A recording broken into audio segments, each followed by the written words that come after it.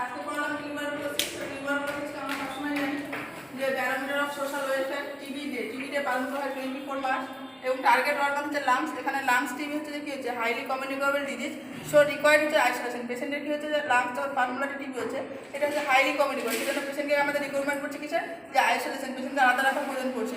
এবার টিবি হচ্ছে two types হচ্ছে, যেমন হচ্ছে একটা পালমোনারি টিবি, একটা এক্সট্রা পালমোনারি টিবি। তো পালমোনারি টিবির ক্ষেত্রে হচ্ছে যে কমিউনিকেবল হচ্ছে মোস্ট কমন এফেক্ট হচ্ছে যেটা হচ্ছে লাংস, আর মোস্ট কমন হচ্ছে যে লোব এফেক্ট করে সেটা হচ্ছে সুপিরিয়র বা আপার লোবকে করে লাংসের এফেক্ট করে। এবং হচ্ছে পালমোনারি টিবি হচ্ছে কনফার্মেটিভ টেস্ট যেটা হচ্ছে সেটা হচ্ছে স্পুটাম কালচার, ইনিশিয়াল হচ্ছে 3 স্পুটাম স্যাম্পল নেওয়া হয়। দেন হচ্ছে এক্সট্রা পালমোনারি টিবি, এখানে হচ্ছে আদার দেন লাংস, মানে লাংস ছাড়া বাকি অংশ হচ্ছে যেমন নন কমিউনিকেবল ডিজিজ। এটা এখানে হচ্ছে যেমন অ্যাডাল্টের ক্ষেত্রে দেখা যায় লিম্ফ নোডে দেখা যায়, চিলড্রেনের ক্ষেত্রে মেনিনজিয়াল টিবি দেখা যায়, ফিমেলের ক্ষেত্রে জেনিটাল টিবি যেটা হচ্ছে ফ্যালোপিয়ান টিবি দেখা যায়, বা মোস্ট কমন জিআই পার্টি দেখা যায় সেটা হচ্ছে ইলিয়াম পার্টসে দেখা যায় হচ্ছে যে কি টিবি। স্পাইনে হচ্ছে টিবি হচ্ছে যেটা হচ্ছে যে পটস টিবি বলছি, এখানে কোথাও হচ্ছে যে স্পেশালি সিমটম দেখা যাচ্ছে যেটা হচ্ছে ভার্টিব্রাল পেন দেখা যায়। এখানে ডায়াগনোসিস যেটা হচ্ছে সেটা হচ্ছে পিসিআর, যে পলিমারের চেঞ্জ যে টেস্টের এখানে কোয়ার্টস হচ্ছে ফ্র্যাকচার করছে, অ্যাঙ্কেল ফ্র্যাকচার দেখা যায়।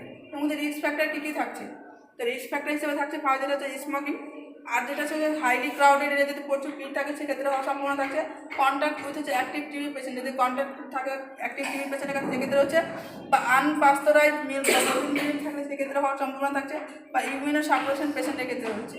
দেন হচ্ছে কজেস, মোস্ট কমন কজ যেটা হচ্ছে যে পালমোনারি টিবি সেটা হচ্ছে যে কি ব্যাকটেরিয়া, সেই ব্যাকটেরিয়াটার নাম হচ্ছে মাইক্রোব্যাকটেরিয়াম টিউবারকুলোসিস ব্যাকটেরিয়া। এটা হচ্ছে এটা হচ্ছে গ্রাম পজিটিভ একটা ব্যাকটেরিয়া যেটা হচ্ছে সেফ হচ্ছে রড শেপ। এবং হচ্ছে সাইন সিমটম দেখা যায় টিবি পেশেন্টের ক্ষেত্রে হচ্ছে যে 7 ক্লাসিক্যাল সাইন সিমটম দেখা যায়। সেগুলোর মধ্যে হচ্ছে ফার্স্ট যেটা হচ্ছে কফ হচ্ছে 2 হচ্ছে যদি 2 সপ্তাহের বেশি যদি কাপ দেখা যায় সেখানে হচ্ছে যে কি ফার্স্ট সিমটম যেটা থাকছে লো গ্রেড ফিভার, পেশেন্টের কি হচ্ছে জ্বর আসবে কিন্তু সেটা হাই গ্রেড হবে না, লো গ্রেড থাকবে। এটা নাইট সোয়েটিং হবে, রাতে কী হবে পেশেন্ট ঘেমে যাবে।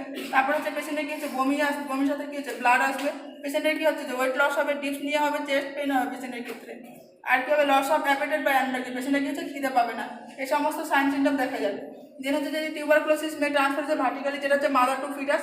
এখানে ডিউ টু যে আম্বিলিক্যাল ভেন হচ্ছে ইউজুয়ালি লাস্ট টাইম হচ্ছে এটা দেখা যায়।